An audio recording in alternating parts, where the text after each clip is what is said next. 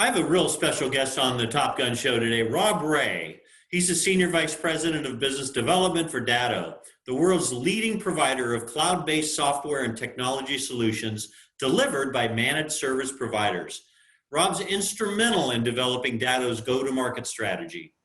Rob has extensive awards and recognition with the channel, including being Datto's CRN Channel Chief for all 7 years since joining Datto, in addition to being named the #1 channel connector in our industry. Rob is absolutely one of the most well-known and respected professionals in his field. Rob, welcome to the Top Gun Show. Oh, I'm super happy to be here. Thanks for having me. Glad you're on. Glad you're on. Well, you've spent over 25 years with channel-only organizations, working directly with channel VARs, solution providers, and MSPs. In a recent blog, you wrote that right now is a phenomenal moment for the channel, and optimism should be at an all-time high. Explain that. Yeah, that's absolutely true. And that data is not just me kind of guessing out there. I do spend a living going around and talking to MSPs and channel providers all day, every day. It's in essence my job. But this is actually done through surveys and everything along those lines. And that data is even post-COVID. It is a phenomenal time to be part of the channel. IT has never been more important. IT has never been more strategic. IT has never been more scary. So all the more opportunity and reason why end users are needing the services of the channel, needing the services of the vendors that serve that channel. And the opportunity is ripe, absolutely ripe for us right now, and only getting better. Yeah, I agree. And you mentioned COVID.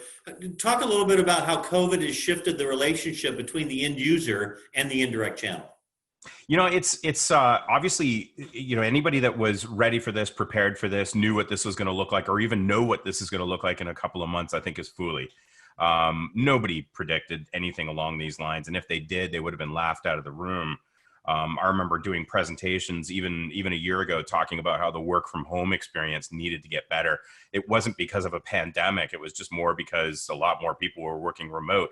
And now all of a sudden, I look like a genius even thinking about it, forget about talking about it. So the dynamic has changed, and we're all trying to find new ways to interact with each other. We're all trying to find better ways to interact with each other while we get through this. I do, and I'm a big believer that things will return to normal. It's going to take some time. Don't get me wrong. I'm not saying it's tomorrow. I'm not even saying it's next year. Things will return back to the way they were in a slow roll. But that dynamic has absolutely changed on human interaction, the way we sell, the way we market. The key is not to stop. And I think that's where, if we're going to take a step back, I think, 5, 6, 7 years ago, when we're sitting in a bar together, having a beer, we're going to step back and go, you know what, those times sucked, but they were some of the best times from, I value my IT. I value my solution provider. They turned on a dime fast. All the good things that we've been building towards all came to fruition as a result of what happened in March, worldwide, not even just here in this market. Yeah, I couldn't agree more. I'll take you up on that beer sometime soon. Well, and that reminds me, the next question, Wayne Gretzky said, he's famous for this. He said he skates to where the puck is going to be, not to where it's been. And no one's more qualified to look into the channel crystal ball than you, because of how many people you talk to. Where should VARs, solution providers, and MSPs be headed right now?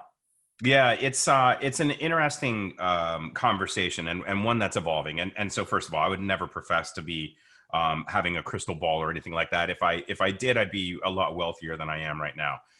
That being said, I can speculate and I can guess, and we can make some realistic guesses here.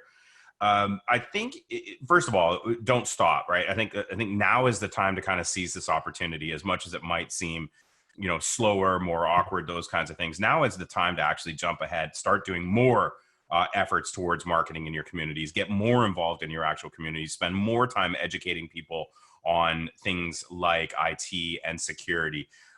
This is going to change and accelerate something that we were working, a lot of things that we were working on. Cloud adoption, I think, is going to go up, but we've also seen an increase in physical device sales.